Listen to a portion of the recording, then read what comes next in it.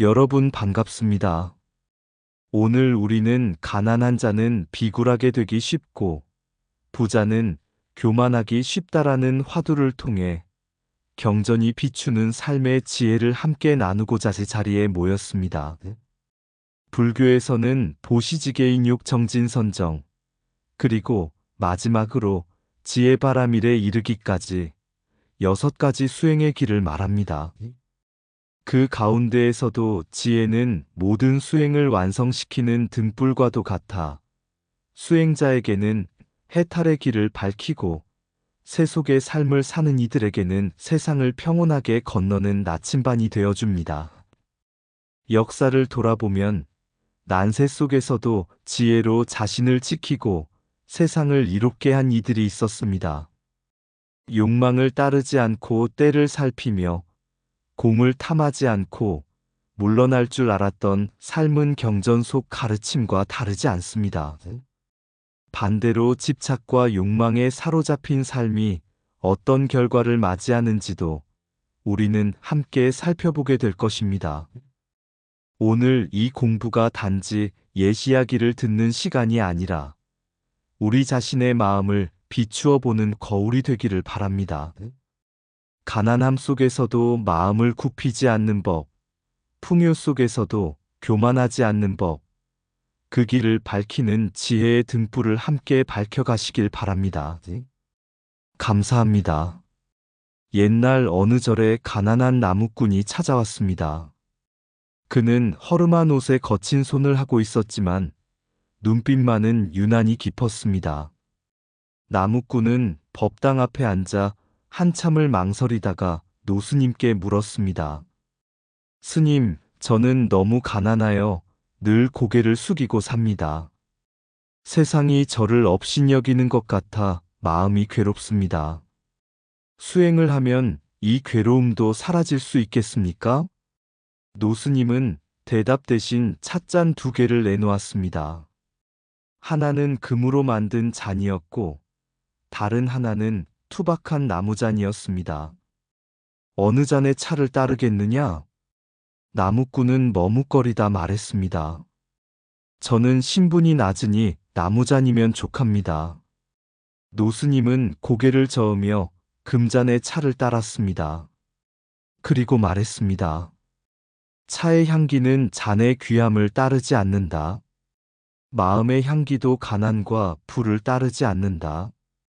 그때 마침 큰 부자가 절에 시주를 하러 들어왔습니다. 그는 금으로 장식된 옷을 입고 있었지만 시주를 마친 뒤에도 연신 자신의 공덕을 자랑했습니다. 노스님은 이번에는 그 부자에게 나무잔을 내주었습니다. 부자가 얼굴을 찌푸리자 노스님이 조용히 말했습니다.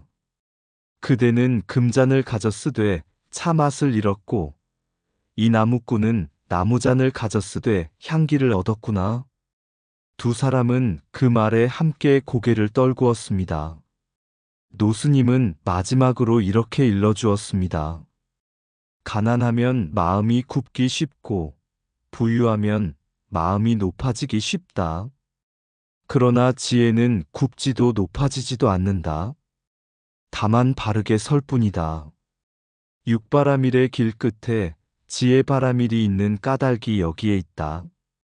그날 이후 나무꾼은 가난을 부끄러워하지 않았고 부자는 재물을 자랑하지 않게 되었습니다. 둘 다 같은 차를 마셨지만 이제는 같은 향기를 맡게 되었기 때문입니다. 지혜바라밀을 이야기할 때면 수행의 길은 마치 6개의 다리를 차례로 건너는 여정과도 같습니다. 보시의 다리에서 탐욕을 내려놓고 지게의 다리에서 삶을 바르게 세우며 인욕의 다리에서 분노를 식히고 정진의 다리에서 게으름을 떨쳐냅니다. 선정의 다리에 이르면 마음은 잔잔한 호수처럼 고요해집니다. 그런데 그 고요한 물 위에 마지막으로 놓이는 다리가 있으니 바로 지혜바라밀, 세상을 건너는 마지막 다리입니다. 옛날 한 수행자가 있었습니다. 그는 평생 보시를 많이 하여 굶는 이들에게 밥을 나누어 주었고 계율을 철저히 지켰으며 누구에게도 성내지 않았습니다. 수행 또한 게을리하지 않아 깊은 선정에도 자주 들었습니다. 사람들은 그를 보며 말했습니다. 저 스님은 이미 성인과 다름없다. 어느 날 그 수행자가 스승에게 물었습니다. 이만하면 저는 해탈에 가까워진 것입니까? 스승은 강가로 그를 데리고 갔습니다. 그리고 작은 배 한 척을 가리켰습니다. 저 배를 타고 강을 건너 보아라. 수행자가 배에 올랐습니다.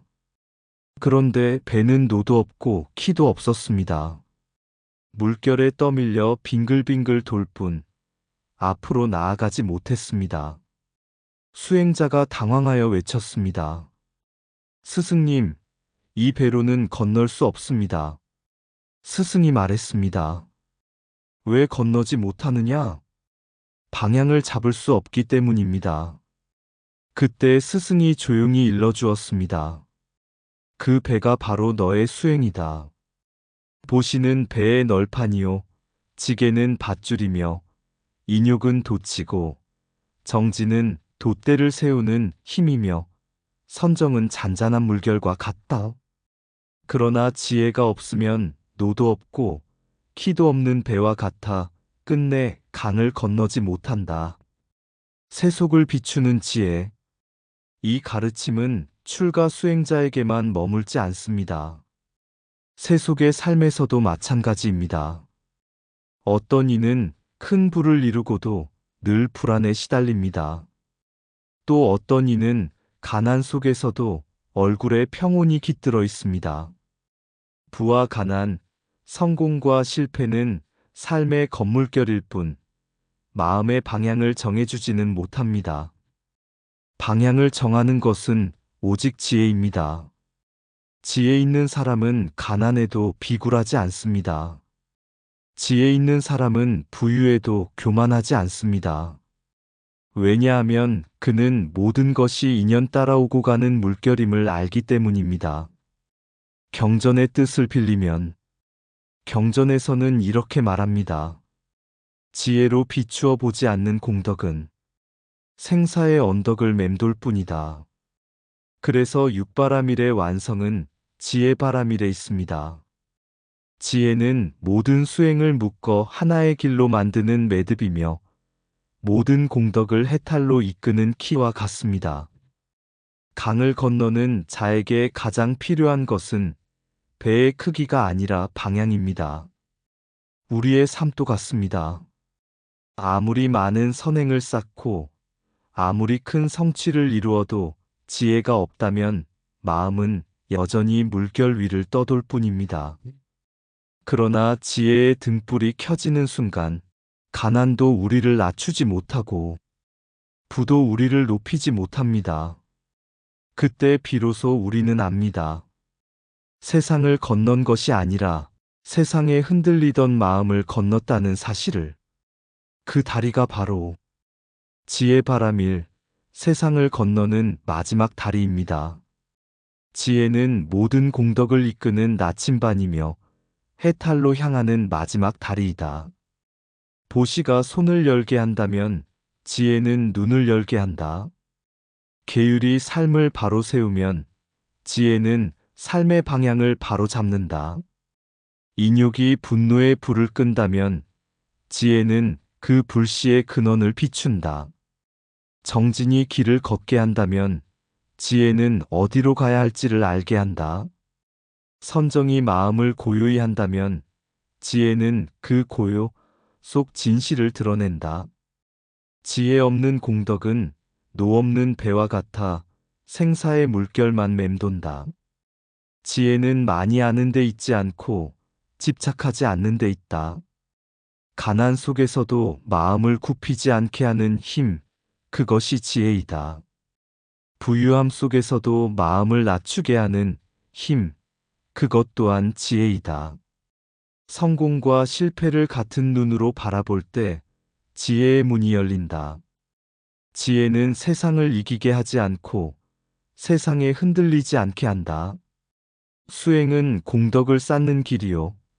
지혜는 그 공덕을 건너게 하는 다리이다.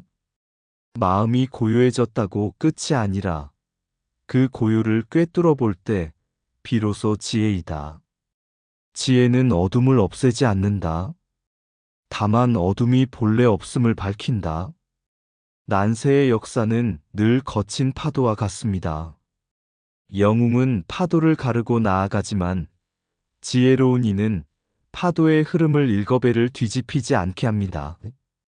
초안의 경랑 속에서 그런 지혜로 세상을 건넌 책사가 있었으니 바로 장량입니다.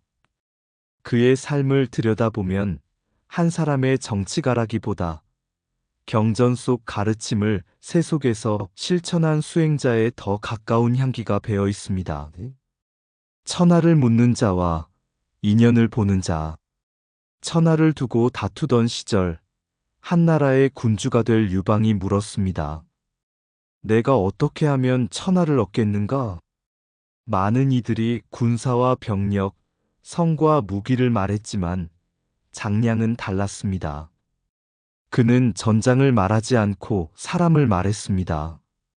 초나라 장수 경포는 항우와 틈이 있으니 끌어들이고 수적 출신 팽호를 장군으로 삼으며 반드시 한신을 등용하십시오. 경전에서 말하는 보시가 재물만이 아니듯 장량의 보시는 인재를 알아보는 마음의 보시였습니다. 그는 힘을 빌려 천하를 얻는 길이 아니라 인연을 모아 천하를 이루는 길을 보았습니다. 봉읍 책략을 멈춘 지혜. 전세가 불리해지자 다른 참모는 육국제후를 다시 봉해 민심을 얻자고 건의했습니다. 듣기에는 그럴듯한 계책이었습니다. 그러나 장량은 단호히 막았습니다. 지금은 항우의 힘이 강합니다. 지금 제후를 세우면 공을 바라던 장수와 병사들이 희망을 잃고 흩어질 것입니다. 그는 7가지 이유로 반대했습니다. 핵심은 하나였습니다. 때가 아니면 옳은 일도 화가 된다는 통찰. 이는 불교에서 말하는 연기와 시절인연의 지혜와 닿아 있습니다. 선한 뜻도 인연이 무르익지 않으면 고통의 씨앗이 됩니다. 수도를 정하는 마음의 눈. 천하를 얻어갈 무렵 대부분 신하들은 낙양을 수도로 삼자 했습니다. 고향과 가깝고 살기 편했기 때문입니다. 그러나 장량은 관중을 권했습니다. 사방을 막기 쉽고 물자가 모이기 쉬우며 난을 방어하기 좋습니다. 편안함이 아니라 지속됨을 본 선택이었습니다. 선정의 고요함 속에서 사물을 꿰뚫어보는 지혜, 바로 그 작용이었습니다. 공을 다투는 마음을 잠재우다. 논공행상 때 신하들이 불만을 품자 장량은 뜻밖의 계책을 냅니다.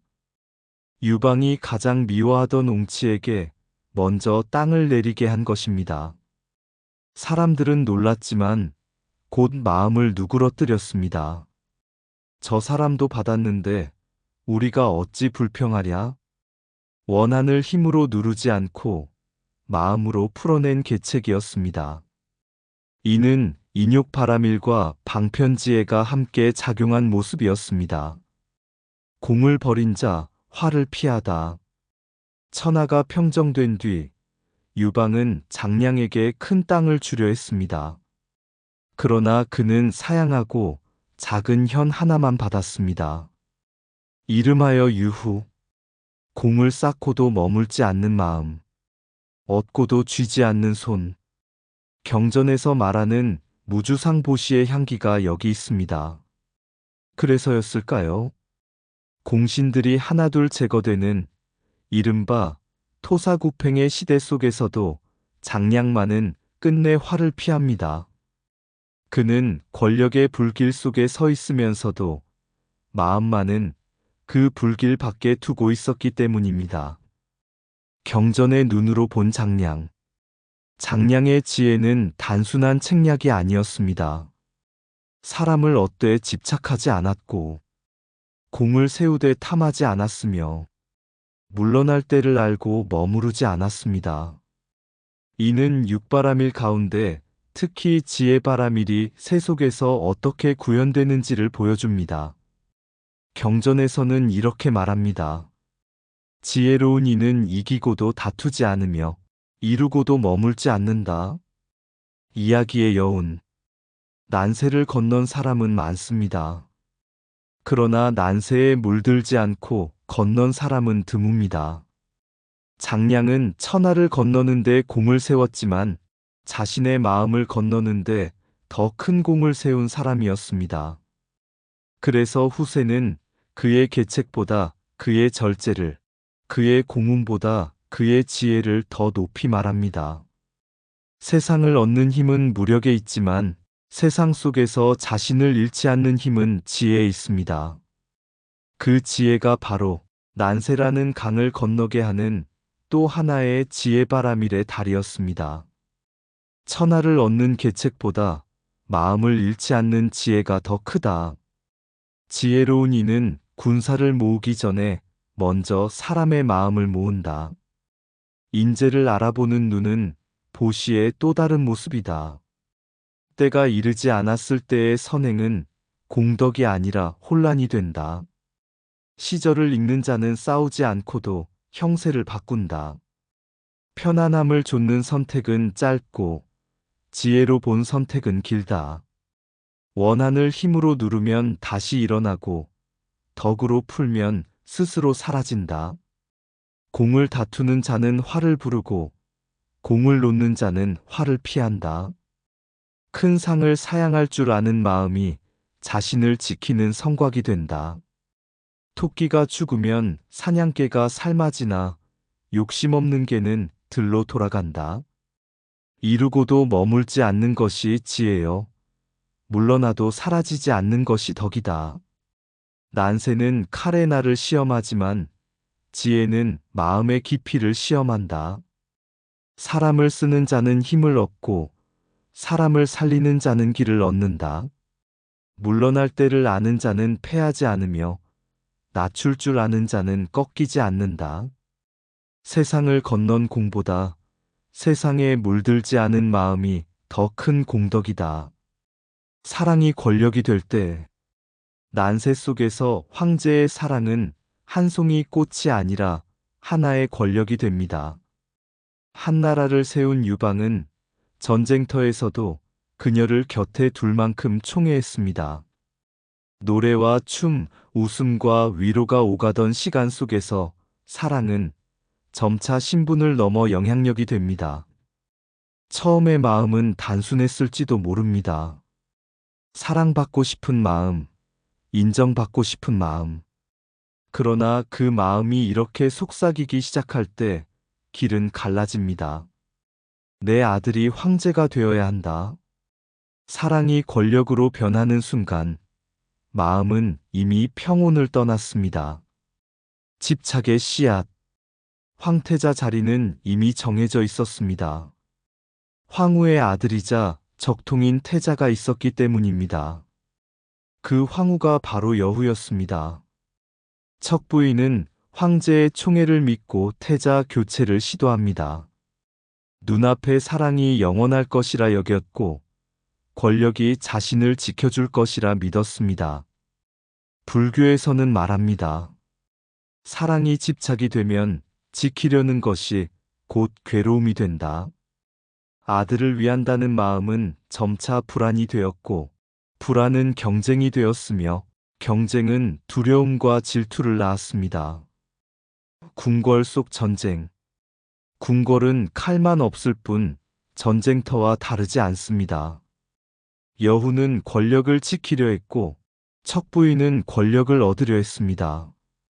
질투와 경계, 음모와 모략이 오갔고 마음은 점점 검어졌습니다. 경전에서는 이를 번뇌의 증식이라 합니다. 탐욕이 일어나면 성냄이 따르고 성냄이 깊어지면 어리석음이 그 위에 덮입니다.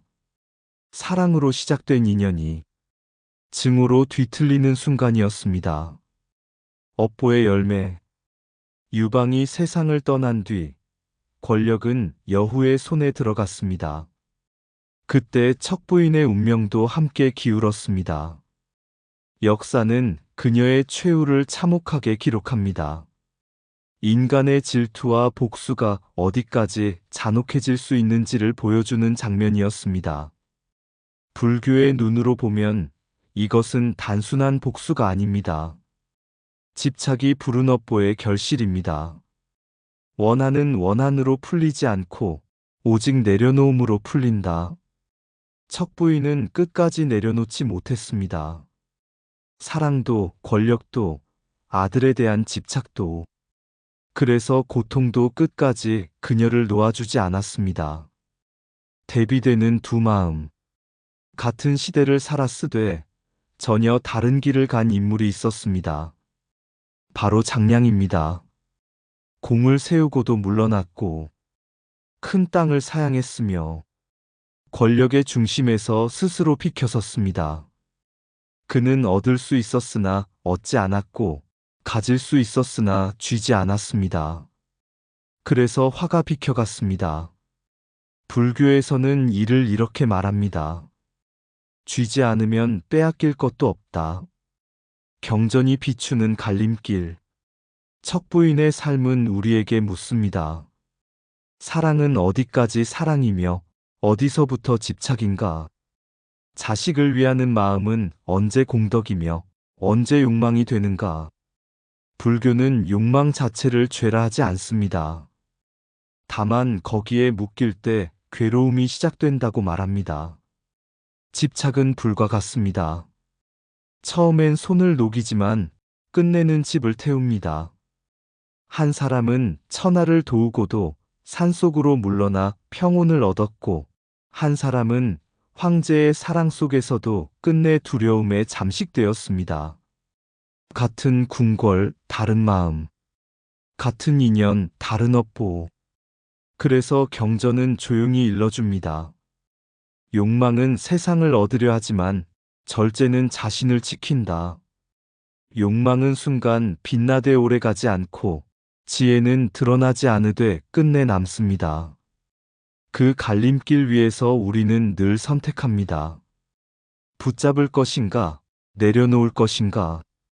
그리고 그 선택이 각자의 삶을 극락으로도 지옥으로도 이끌어갑니다.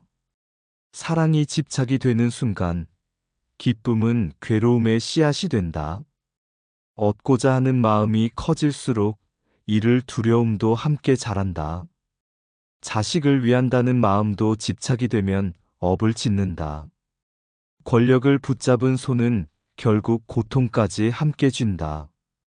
욕망은 달콤한 꽃으로 피어나지만 열매는 쓰다. 질투는 타인을 향한 칼이 아니라 먼저 자신을 베는 칼이다. 사랑을 지키려 할수록 다툼이 생기고 내려놓을수록 평온이 깃든다.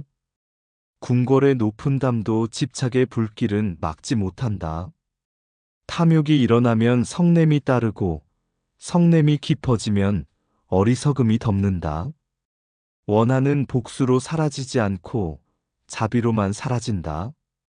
잠시의 총애에 기대면 운명도 그만큼 위태로워진다. 쥐고 있는 것이 많을수록 마음은 더 크게 흔들린다. 내려놓지 못한 사랑은 결국 서로를 묶는 사슬이 된다. 욕망은 세상을 얻으려 하지만 절제는 자신을 지킨다. 집착을 놓는 순간 비극의 이야기는 지혜의 가르침으로 바뀐다. 옛날 한 수행자가 스승에게 물었습니다. 세상을 살아가려면 무엇을 가장 먼저 닦아야 합니까? 보시입니까? 계율입니까? 아니면 선정입니까? 스승은 대답하지 않고 강가로 데려갔습니다. 그리고는 작은 배 한 척을 가리켰습니다. 저 배에 보물을 가득 실었다면 강을 잘 건널 수 있겠느냐? 수행자가 말했습니다. 노가 없고 방향을 모르면 보물이 많아도 떠내려갈 뿐입니다. 스승이 미소 지었습니다. 그 노가 바로 지혜다. 우리는 앞서 보았습니다. 난세 속에서 사람을 얻고 때를 읽어 천하를 도운 이는 있었으되 공을 내려놓아 화를 피했습니다. 욕망을 따르지 않았기에 오래 남았고 물러났기에 사라지지 않았습니다. 반대로 사랑을 권력으로 바꾸고 자식을 위해 자리를 탐했던 이는 궁궐의 가장 높은 곳에 있었으나 마음은 가장 깊은 두려움 속에 살았습니다. 붙잡으려 할수록 불안은 커졌고 집착이 깊어질수록 고통도 깊어졌습니다. 한 사람은 내려놓음으로 스스로를 구했고 한 사람은 붙잡음으로 스스로를 묶었습니다. 경전은 말합니다. 지혜는 괴로움을 없애지 않는다. 다만 괴로움의 뿌리를 보게 한다. 가난이 사람을 비굴하게 만드는 것이 아니라 마음이 가난할 때 비굴해집니다. 부유함이 사람을 교만하게 만드는 것이 아니라 지혜가 없을 때 교만해집니다. 그래서 육바라밀의 끝에 지혜가 놓여 있습니다. 마치 긴 다리를 건너 마지막 디딤돌이듯 모든 수행은 결국 지혜에서 완성됩니다. 보시도 지혜로 해야 집착이 없고 계율도 지혜로 지켜야 교만이 없으며 인욕도 지혜로 해야 억눌림이 되지 않습니다. 세상을 살아가는 일도 이와 다르지 않습니다. 성공을 해도 지혜가 없으면 두려움이 따르고 실패를 해도 지혜가 있으면 길이 보입니다. 얻어도 흔들리지 않고 잃어도 무너지지 않는 마음. 그 마음이 바로 지혜바라밀이 삶 속에 피어난 모습입니다. 난세의 강은 옛날에만 흐른 것이 아니라 지금도 흐르고 궁궐의 권력 다툼은 사라졌어도 마음속 다툼은 여전히 일어납니다. 우리는 매 순간 선택합니다. 붙잡을 것인가, 내려놓을 것인가, 탐할 것인가, 비울 것인가. 그 선택 위에 우리의 삶이 쌓이고 그 삶 위에 업이 맺히며 그 업 위에 다음 길이 열립니다. 그러니 오늘 경전이 우리에게 남기는 마지막 가르침은 이것입니다. 지혜를 등불로 삼고 절제를 발걸음으로 삼으며 자비를 마음의 길로 삼아라. 그러면 가난 속에서도 비굴하지 않고 부유함 속에서도 교만하지 않으며 난세 속에서도 길을 잃지 않을 것입니다. 그렇게 우리는 모두 세상이라는 큰 강을 건너는 각자의 지혜의 다리 위에 서게 됩니다. 마음이 밝아지면 이미 건넌 것이나 다름없습니다. 지혜의 다리를 건너며 강 하나 흐른다. 시대의 이름을 바꾸며 난세라 불리기도 하고 인생이라 불리기도 하는 강. 어떤 이는 황금 갑옷을 입고도 물결에 떨고 어떤 이는 집신 한 켤레로도 잔잔히 건넌다. 강을 건너는 것은 힘이 아니라 방향임을 물은 오래전부터 알고 있었다. 보시의 손으로 노를 잡고 지게의 줄로 배를 묶고 인육의 숨으로 물결을 견디며 정진의 팔로 저어가고 선정의 고요로 물살을 가를 때 마지막에야 비로소 지혜라는 등불이 켜진다. 등불 없는 배는 보물을 싣고도 떠돌 뿐 지혜 없는 공덕은 파도 위의 그림자와 같다. 한 사람은 공을 이루고도 물러났다. 천하의 지도를 품에 넣고도 산속의 바람을 택했고 큰 땅을 사양하고 작은 고을에 만족했다. 쥐지 않았기에 빼앗기지 않았고 머물지 않았기에 지워지지 않았다.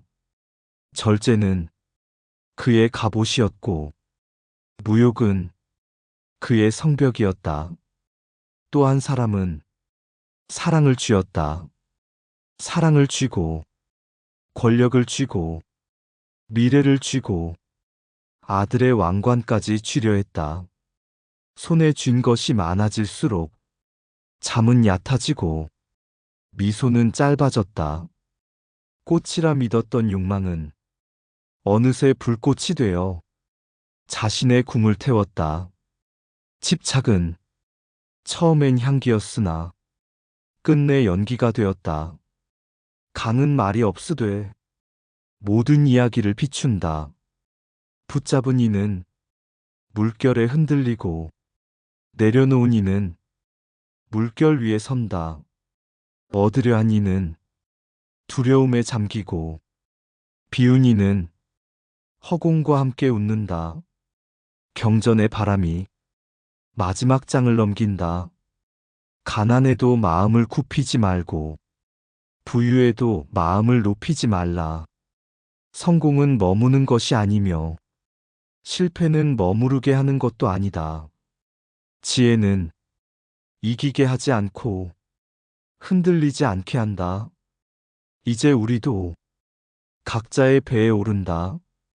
욕망의 짐을 실을 것인가? 비움의 등을 켤 것인가? 강은 여전히 흐르고 밤은 아직 깊다.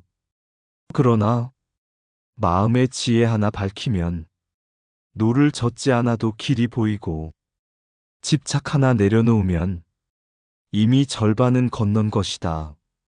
강 저편에서 누군가 손을 흔든다. 그는 묻지 않는다. 얼마를 가졌는지, 얼마를 이루었는지. 다만 조용히 묻는다. 무엇을 내려놓고 왔는가? 그 물음에 웃을 수 있다면 그때 우리는 비로소 세상이라는 큰 강 위에 놓인 보이지 않는 다리, 지혜 바라미를 건너고 있는 것이다. 이상 붓다의 복과 지혜였습니다. 오늘도 복지구족한 날 되세요. 구독과 좋아요는 붓다의 복과 지혜를 밝히는 큰 자비의 등불이 됩니다.